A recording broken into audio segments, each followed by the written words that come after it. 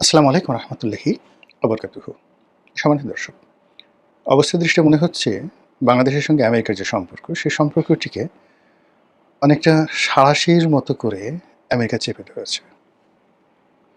এই অঞ্চলে আমেরিকার কতটুকু স্বার্থ আছে বা আগামীতে বাংলাদেশ নিয়ে আমেরিকা আসলে কীভাবে খেলতে চাচ্ছে, এই বিষয়গুলো নিয়ে আমরা হয়তো এখনও আন্দাজ করতে পারছি না। এবং এটা যে আমাদের দুর্বলতা বা অক্ষমতা, ঠিক তা নয়। মূল ব্যাপার হলো যে প্রযুক্তিতে যে জাতিগুলো এগিয়ে থাকেন, অর্থ কড়ি, টাকা পয়সা, ধন সম্পদ ইত্যাদি, যখন কোনো একটা জাতি একেবারে উৎকর্ষতার চরম শিখরে পৌঁছে যায়, তখন তাদের আবেগ, অনুভূতি, চিন্তা করার ক্ষমতা এবং ভবিষ্যৎ প্ল্যানিং যে ক্ষমতা, সেই ক্ষমতাগুলো এক্সট্রিম পর্যায়ে চলে যায়। ফলে বাংলাদেশ নিয়ে আমেরিকা আসলে কী চিন্তা করছে, সেটি এদেশের প্রধানমন্ত্রী, সাবেক প্রধানমন্ত্রী থেকে শুরু করে আমরা যারা আমজনতা রয়েছি, আমাদের মন মস্তিষ্কে ঢুকবে না। ৩-৪টি উদাহরণ বলি। মানে ধরুন, মিশরের ফারাও বা ফেরাউন, তারা যে পিরামিডগুলো তৈরি করেছেন, মমিগুলো তৈরি করেছেন, অবাক বিস্ময়ে এখনও পৃথিবী ভাবছে যে কেন তারা এই কাজটি করেছিলেন এবং এত টাকা কেন খরচ করেছিলেন। আজকে ৫,০০০ বছর ধরে আমরা সেই ফেরাউন এবং পিরামিডদেরকে নিয়ে গবেষণা করছি। চীনের মহাপ্রাচীর কেন আজ থেকে ৫,০০০ বছর আগে তারা শুরু করেছিল এবং কন্টিনিউয়াসলি ৩,০০০ বছর ধরে এটির নির্মাণ কাজ চলেছিল কেন? চীনের আধুনিক স্থপতিবিদ যারা রয়েছেন, তারাও এটা বের করতে পারছে না। সবাই বলছেন যে এটা মঙ্গোলিয়া থেকে মঙ্গল যে যোদ্ধা, আক্রমণকারী, তাদেরকে প্রতিহত করার জন্য এটি করা হয়েছিল। কিন্তু আপনি এখন দেখুন যে যেভাবে প্রায় ২,০০০ কিলোমিটার জুড়ে এই প্রাচীর রয়েছে, মহাপ্রাচীর রয়েছে, এবং এমন এমন জায়গা দিয়ে রয়েছে যেখানে মঙ্গলদের আসার প্রশ্নই আসে না। আর মঙ্গলরা যখন এসেছিল, চেঙ্গিস খান যখন এসেছিলেন, ঠিক সেই সময়টিতে মানে আপনার সেই জায়গা দিয়ে কোনো রকম গ্রেট ওয়াল ছিল না। আচ্ছা, একইভাবে চিন্তা করেন তো যে কুতুব মিনার, ওই জমানাতে এত বড় একটা স্থাপত্য কলা কী কারণে, কেন এটি তৈরি করেছিলেন কুতুবউদ্দিন আইবেক প্রথমে, বাকি অংশ আবার সমাপ্ত করেছিলেন সুলতান ইলতুৎমিশ। আজও দিল্লির বুকে সেটি দাঁড়িয়ে আছে। তো এভাবে আসলে রাষ্ট্র ক্ষমতাতে আমি এই জিনিসগুলো বললাম, এরকম অসংখ্য উদাহরণ দেওয়া যাবে। যারা এক্সট্রিম পর্যায়ে ক্ষমতায়, বিত্ত এবং বৈভবের একটা পর্যায়ে পৌঁছেন, তাদের খেয়াল, খুশি, চিন্তা চেতনা সাধারণ মানুষ আন্দাজ করতে পারে না। অনেক কাজ তারা করেন খেয়ালের বশে, অনেক হত্যাকাণ্ড তারা ঘটান ইচ্ছা হয়েছে তাই, অনেক বিলাসিতা করেন, অনেক দান করেন, খয়রাত করেন, অনেক ধ্বংস করেন, যার কোনো কারণ নেই।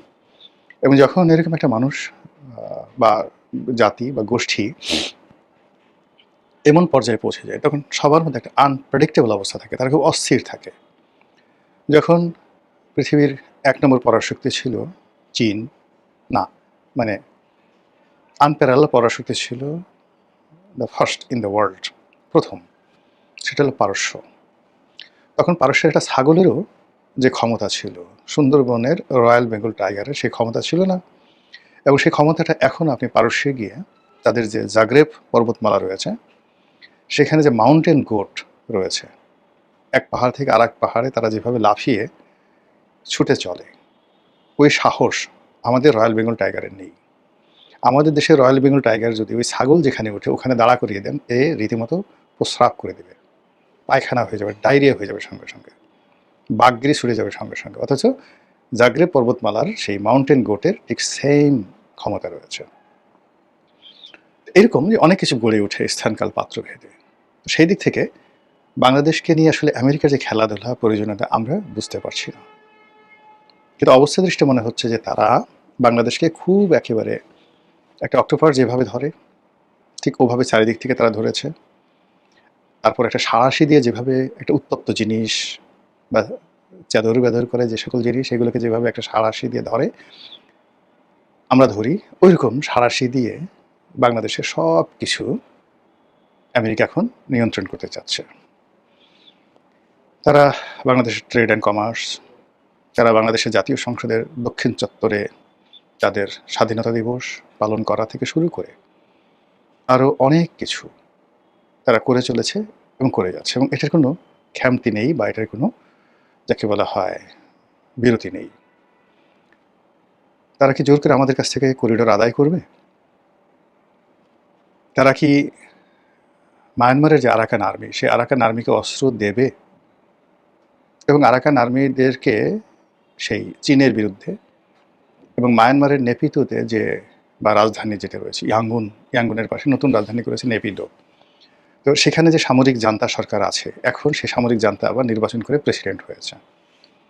তো তার বিরুদ্ধে যুদ্ধ করবে এবং ওখানে তারা যে মায়ানমার অ্যাক্ট বা বার্মা অ্যাক্ট 1953-র দিকে বা 50-এর দশকে তারা করেছিলেন, সেটা কেন এই মুহূর্তে এসে 2026 সনে তারা এখনই বাস্তবায়ন করতে চাচ্ছে?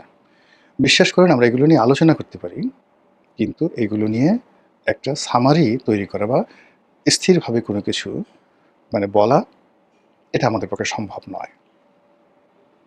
তো আমেরিকার যে ফাঁদ দীর্ঘদিন ধরে পেতে আসছিল, সেটা আপনি 80-র দশক থেকে ধরেন, একেবারে এরশাদ জমানা থেকে ধরেন, পাকিস্তান জমানাতে তারা একদম 100% ওকে ছিল যে এ দেশ তাদেরই, তারা যে কোনো সময় বার্ন অ্যাক্ট করতে পারবে, টুডে অর টুমরো। তারা অপেক্ষা করছিল, কিন্তু 71-এর মুক্তিযুদ্ধটি একেবারে তাদের হিসাবের বাইরে হয়ে যায়। তারপর তারা জমের মতো ভয় পেত বঙ্গবন্ধুকে, ভীষণ রকম ভয় পেত। ফলে বঙ্গবন্ধুর জীবদ্দশায় তাকে মারার জন্য, তাকে শেষ করার জন্য, তার রাজনীতি শেষ করার জন্য সর্বশক্তি নিয়োগ করেছে আমেরিকা। জিয়া রহমান সাহেব যখন এলেন, পুরো সময়টা ছিলেন ঝড়ের গতিতে তিনি ঘুরে বেড়িয়েছেন। তার সঙ্গে আমেরিকা বন্ধুত্ব করার চেষ্টা করেছেন, তিনিও আমেরিকার সঙ্গে বন্ধুত্ব করার চেষ্টা করেছেন, কিন্তু ওই সময়ের কারণে ফাঁদটি তৈরি হয়নি। কিন্তু এরশাদ জামানাতে এরশাদের সঙ্গে আমেরিকার, ভারতের, মধ্যপ্রাচ্যের একটা অসাধারণ সম্পর্ক ছিল। ঠিক ওই সময়টাতে আমরা রাজপথে কতগুলো স্লোগান দিতাম, যেমন বঙ্গবন্ধুর জামানাতে যেটা দেওয়া হতো, রুশ ভারতের দালালেরা হুঁশিয়ার সাবধান, আর মার্কিন সাম্রাজ্যবাদ নিপাত যাক, এই ব্যাপারে প্রায় সবাই ঐক্যমত্য ছিল 80-র দশকে। এবং আপনাদের মনে আছে যে বায়তুল মোকরমের এদিকে একটা আমেরিকান কালচারাল সেন্টার ছিল, একবার সেই কালচারাল সেন্টারে আগুন ধরিয়ে দেওয়া হয়েছিল।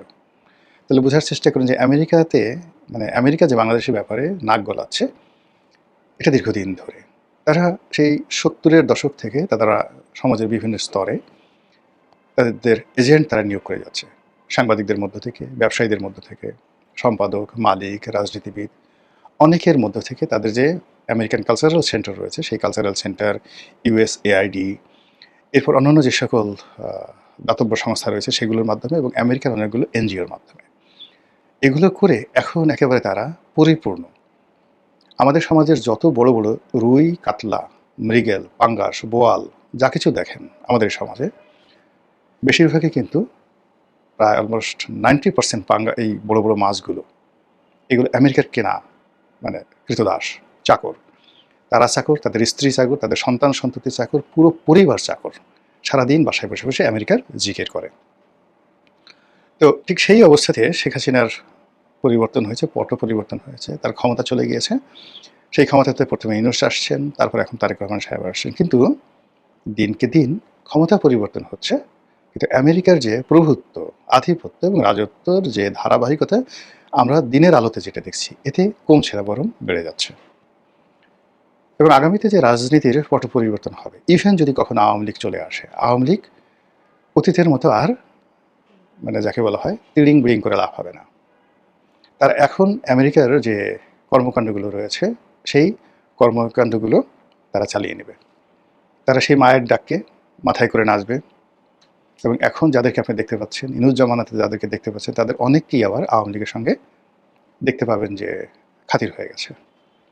এখন আওয়ামী লীগের দুঃসময় যে সমস্ত মানুষ যাকে বলা হয় কণ্ঠ মিলাচ্ছে, আওয়ামী লীগের যদি কখনো সুসময় আসে, আপনি নিশ্চিত থাকেন যে ইনুস জামানার এবং বর্তমান জামানার অনেক মধুমাছি ডাইরেক্ট শেখ হাসিনার কাছে বা ক্ষমতার কেন্দ্রে যে থাকবেন তাদের কাছে পৌঁছে যাবে।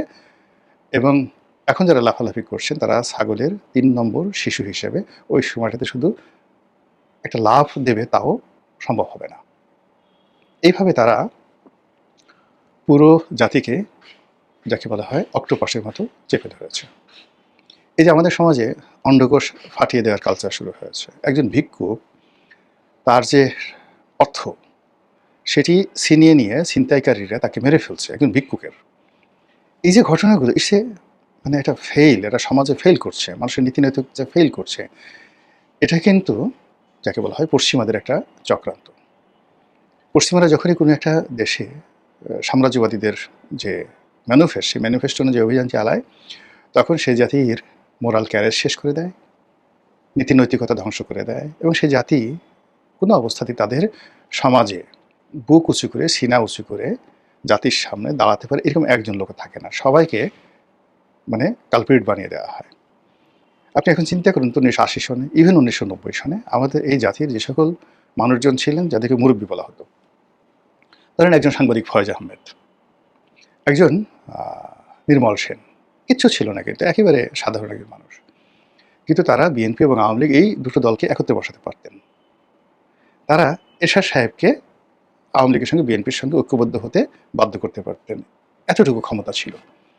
ফয়েজ আহমেদ একজন সাংবাদিক, ওই যে একটা কবিতা লিখেছেন, টিয়ে তোর বাড়ি কোথায় টিয়ের, আপনারা হয়তো অনেকে মানে ভুলে গেছেন, কিন্তু এই যে দুই নেত্রীর মধ্যে যে মিলন বা তাদের মধ্যে যে সমঝোতা, শেখ হাসিনা এবং খালেদা জিয়ার মধ্যে পুরো কাজটা কিন্তু সেই ফয়েজ আহমেদ সাহেবরা করে দিয়েছিলেন।